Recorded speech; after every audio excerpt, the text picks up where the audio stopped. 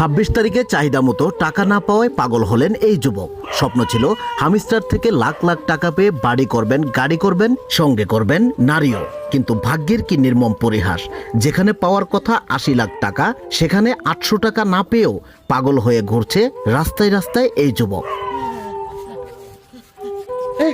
চলো না কে এমবি শেষ এই এমবি বলুন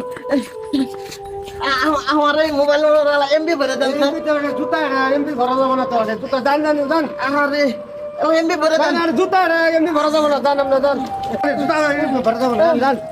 শুধু তাই নয়, হামিস্টারের সেই টেপ টেপ করার ঘুরও যেন কাটেনি এই পাগলের। অবশেষে মোবাইল না পেয়ে কুড়িয়ে পাওয়া জুতাকেই যেন মোবাইল হিসাবে ব্যবহার করছে এই পাগল। এটা চলতেছে